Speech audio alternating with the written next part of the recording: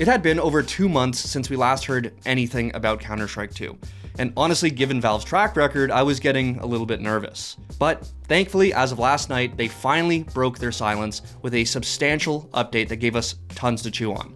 But given the fact that Valve has missed quite a few deadlines in the past, are we still getting CS2 this summer?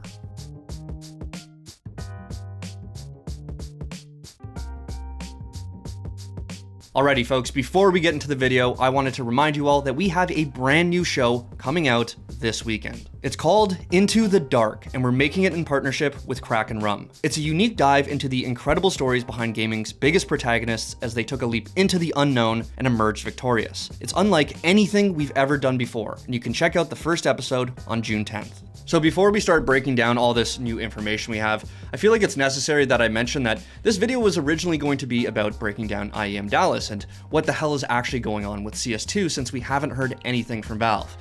But about 25 minutes before I end my day, they dropped a new update. So thank you, Valve. Thank you so much. All right, so if you're wondering why I'm making such a big deal about this, it's because the whole CS2 beta/release tease has been kind of a shit show. The level of hype when the first CS2 trailer dropped was indescribable, but those feelings soured fairly quickly. The complaints fell into two categories: those who were sick and tired of only playing Dust 2 and the ridiculous queue times that came as a result, and those who were upset that they didn't have access in the first place. To top it all off, Valve went radio silent, and I started to wonder if maybe they kind of f***ed this up, that this entire time we weren't getting anything new because they weren't actually ready. But by the grace of God or Gaben himself, we finally got some new information as of last night. Starting things off, say goodbye to Dust 2. That's right guys, the complaints have finally been answered and the beta has now replaced the most stale map in the game with the second most stale map in the game, Mirage. Now you might be wondering, why didn't they just leave both maps so this doesn't happen again? Good f***ing question. It could be because they need to make changes to Dust 2 or they really want to stress test Mirage. Your guess is as good as mine. All jokes aside, I am actually really hyped to see Mirage in action. It's arguably one of the most competitively important maps in the game. All strats and executes were basically birthed there. And with no skyboxes and new smokes, it'll be cool to see what people can pull off. But aside from that, we have to talk about the actual new additions coming to CS2 because they are huge. May I introduce the brand new loadout system, which revolutionizes the weapons you bring into a match. Counter-Strike obviously has more guns in its arsenal than you can bring into any given map. And when it came to specific types of guns, you would have to make a choice. Do you want the CZ or the Tech 9, an MP5 or an MP7? And most notably, CTs could only use one of the M4s at a time. My friends, those days are over. With the new loadout menu, you are able to bring 5 weapons from 3 different categories with you. 5 pistols, including your obvious starting pistol, 5 mid-tier weapons like SMGs and shotguns, and any 5 rifles. This is very important for a few reasons. Firstly, there are arguably a lot of useless weapons in CSGO, and this honestly just helps clean up your inventory. Secondly, you now don't have to make choices between 2 weapons that you like to carry. For example, I really like to use the CZ in certain situations, but the Tech 9 and 5.7 are objectively better. Now I can take both. The same goes for the 2 M4s. Although they are very similar, they both excel in different scenarios. But for all of CSGO's lifetime, you were stuck to using one per match. Now players will have that flexibility. Find that you need more bullets so you can anchor a sight? Take the A4 this round. Need to really tap heads and focus on recoil control? Take the A1S.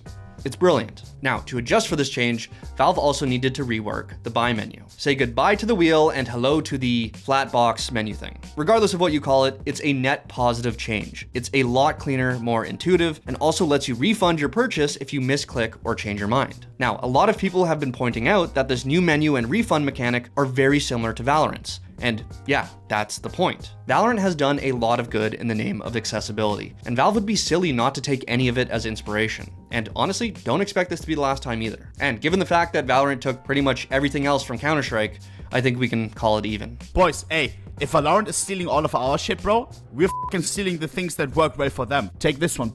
Now, next to those 2 massive changes, a bunch of other small updates came in this new patch. There's a bunch of new workshop tools that allows creators to start working on cosmetics for CS2, which is dope. Back Live has now officially been confirmed, and matches will be stopped if a cheater is detected, much like Valorant's Vanguard system. A bunch of small animation and input tweaks have also been implemented, including changes to the new smokes. Shotguns now make bigger holes, and the grenade trick doesn't last as long anymore. And finally, Valve has made improvements to their sub-tick system, including fixing a bug that prevented players at the top of a triple boost from shooting, which I didn't even know was a problem, but I'm glad to hear that regardless. Oh, and last but not least, the FAMAS now has a new sound. And thanks to Mr. Maxim for showing it off since, you know, I don't have access yet.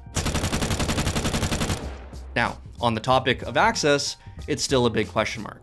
Valve has yet to say anything about them adding more people to the beta, and I haven't heard anything personally about a massive key drop. So the question is, even with all these new changes and a new map, are we going to see the same thing happen again? People play the shit out of it for 2 weeks, they get bored, queue times hit the roof, and Valve says nothing for months. Next to that, we still don't know if this game is going to be ready for its summer release. For those that don't know, there is a term called Valve time, which pokes fun at the fact that Valve usually misses their projected release times. And when I say usually, I mean from small patches to basically every game Valve has ever released, they are late, sometimes by years. IEM Dallas, banger semifinal match between ENCE and FaZe, by the way, go watch that if you have time, was thought to be the final big tournament of CSGO's life.